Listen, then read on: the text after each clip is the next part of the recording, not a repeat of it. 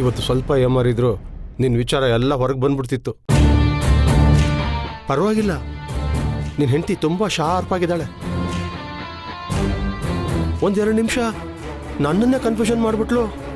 ಏಯ್, ಅವಳಿಗೆ ಅನುಮಾನ ಬಂದಿದೆ ಅಂತ ಗೊತ್ತಾಗಿದ್ದಕ್ಕೆ ನಾನು ಅವಳ ಮೇಲೆ ಕಣ್ಣಿಟ್ಟಿರೋದು. ನೋಡು, ಯಾವುದೇ ಕಾರಣಕ್ಕೂ ಅವಳಿಗೆ ಯಾವ ವಿಷಯನೂ ಗೊತ್ತಾಗಬಾರ್ದು.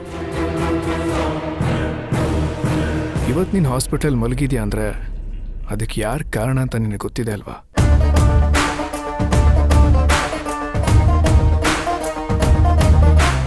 ಮಗನೇ, ನೀನೇನಾದರೂ ಬಾಯಿ ಬಿಟ್ಟರೆ ಈ ಆಸ್ಪತ್ರೆಯಿಂದ ನಿನ್ನ ಹೆಣ ಹೊರಗಡೆ ಹೋಗುತ್ತೆ. ಹುಷಾರು. ನಾನು ಯಾಕೆ ಇರೋ ಸೀಕ್ರೆಟ್ ಎಲ್ಲ ಹೇಳಿ ಗುರು? ಗೊತ್ತಿದ್ದು ನನ್ನ ಬಾಯಿಗೆ ಮಣ್ಣು ಹಾಕೊಳ್ಳ. ನಾನು ಕೇಳ್ದಷ್ಟು ದುಡ್ಡು ಕೊಟ್ಬಿಟ್ರೆ ಈ ದೇಶನೇ ಬಿಟ್ಟು ಹೋಗ್ಬಿಡ್ತೀನಿ. ನೀನು ಅದೃಷ್ಟ ಮಾಡಿದ್ಯಾ, ಅದಕ್ಕೆ ಬದುಕೊಳ್ದೆ.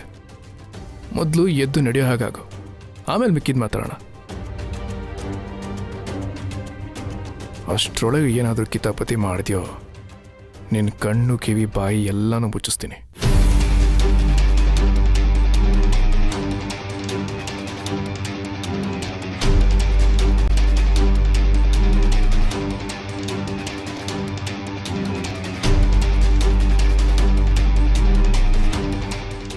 ಏನು ನನ್ನ ಮಕ್ಕಳಪ್ಪ ಇವರು, ಒಬ್ಬೊಬ್ರು ಬಂದು ಒಂದೊಂದು ಥರ ಟಾರ್ಚರ್ ಕೊಡ್ತವ್ರೆ. ಇದು ಒಂದು ಜೀವನನ? ನಕುಲ್ ಇವ್ರು ಯಾರು ಅಂತಾನೆ ಗೊತ್ತಿಲ್ಲ ಅಂತ ಹೇಳಿದ್ರು. ಈಗ ನೋಡಿದ್ರೆ ಅವರೇ ಬಂದು ಮಾತಾಡ್ಸ್ಕೊಂಡು ಹೋಗ್ತಾ ಇದ್ದಾರೆ.